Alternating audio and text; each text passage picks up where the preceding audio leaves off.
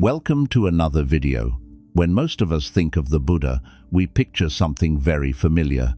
Him sitting quietly under a tree, eyes half closed, a calm expression on his face, as if his entire life was just about sitting in meditation all day long. But if you actually look at the Buddha's real daily schedule, you find something completely different.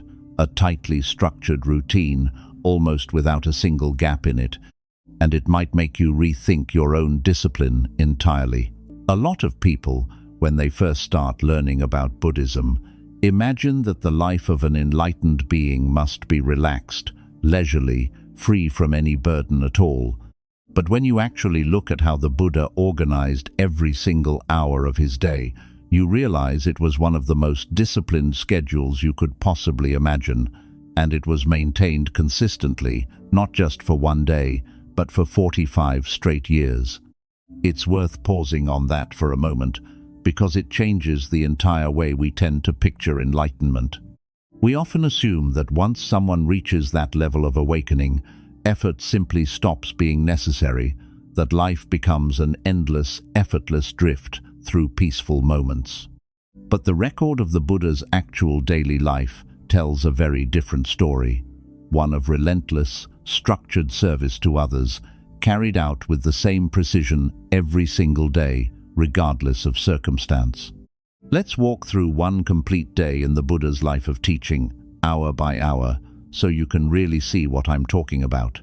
Starting at 5 in the morning, the Buddha would leave his private quarters. He would wash and clean himself, then sit down to observe. This was not simply a moment of rest. This was the time he used his spiritual power to look across the whole world, checking whether anyone that day, including his disciples scattered everywhere, needed his help. If someone did, he would go to them immediately, using that same spiritual power. Just this alone tells you something important. The Buddha's day did not begin with thinking about himself. It began with observing who needed him, even before the sun had fully risen. By 9 in the morning, he would teach the monks. This was time set aside specifically for instructing those who had ordained under him, passing on the teachings directly and systematically. From 10 or 11, he would go out for alms, and if someone had invited him, he would go to their home to receive a meal. After eating, he would lie down on his right side to settle his mind for a short while, a brief midday rest to balance his body and mind before continuing with the afternoon's work. Even in this short rest, you can see intention behind it. It wasn't lying down suddenly out of exhaustion. It was a consciously arranged period of stillness before moving into the rest of the day. Notice too how this single meal, gathered on foot from whoever offered it, was itself part of the discipline. There was no separate kitchen staff, no menu planning, simply whatever was offered that morning, accepted with the same equanimity every time. By 1 in the afternoon, he would enter a deep state of compassionate concentration to observe the world. This was a profound meditative state, carried out with great compassion, looking across all beings to see who was suffering and who needed help. From 2 or 3 in the afternoon, he would teach the lay followers, meaning the everyday people who came to hear him speak. What is especially notable here is that he did not give the exact same teaching to everyone. He used what is called the Buddha eye to look directly into each person's mind and character, then adjusted his teaching according to their capacity, meaning he tailored his approach so it would fit that particular listener best. This is a really striking detail, because it shows that the Buddha's teaching was never rigid or mechanical. It was always flexibly adjusted to the specific person standing in front of him. From 7 in the evening, he would teach and answer questions from his disciples about meditation topics, helping them work through the specific difficulties they were facing in their own practice. By 9 at night, he would sit and observe the world, sometimes walking in meditation, sometimes entering a deep state of concentration. And here is probably the part that surprises most people. From 11 at night until 4 in the morning, he would enter deep concentration and radiate loving kindness out to all beings. On many nights, celestial beings from various heavenly realms would come to pay their respects and learn the teachings directly from him, and all of those visits took place specifically during that window between midnight and 4 in the morning. Stop and think about that for a second. While most of the world was fast asleep, this was actually the time the Buddha devoted to one of the most profound activities of his entire day. There is a well-known story that illustrates this beautifully. On one occasion, the king of the Tavatimsa heaven, also known as Sakka, whom later traditions came to call the Jade Emperor, came to pay his respects to the Buddha while he was deep in a fire element meditation inside a cave, and the light from that meditative state burned so brightly that it turned the surrounding mountains completely red, as if the whole area was on fire. This image shows us a very different side of the Buddha compared to the peaceful picture most of us imagine. An extraordinary inner power, trained and sustained night after night, available and stable, regardless of who happened to arrive or what hour of the night it was. So at night, the Buddha would typically enter deep concentration to observe the world and the universe, or receive and teach the celestial beings who came seeking guidance. Only at 4 in the morning would he lie down on his right side to settle his mind until 5, and then a new day would begin all over again, with almost no real gap between one day and the next. If you pay close attention, you will notice that across those full 24 hours, the Buddha barely had any time that was actually rest in the way we usually understand it. Even the brief moments of lying down were for settling the mind, not for completely letting go. This is exactly what creates such a striking contrast between the peaceful image of a sage quietly sitting under a tree that we usually imagine and the reality of someone who had set an almost absolute discipline for himself, with no days off, no real breaks, year after year. And this schedule wasn't just a single day repeated identically forever, it followed a clear yearly rhythm as well.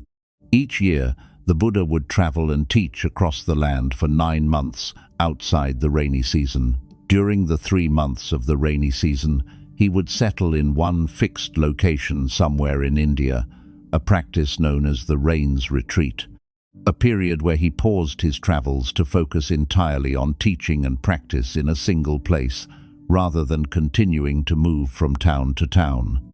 Even this seasonal rhythm reflects the same underlying pattern we've seen throughout the day: structure adapted to circumstance, never abandoned altogether, simply reshaped to fit what the moment required. And this continued for 45 years. Throughout those 45 years, the footsteps of the Buddha and his disciples reached across the lands of India. Wherever he and his disciples went, they were warmly welcomed and received, from kings and officials to ordinary people, from the elderly to young children, from men to women, from the wealthy to the poor. Everyone was bathed in the light of wisdom and the cooling breeze of compassion that he spread wherever he traveled.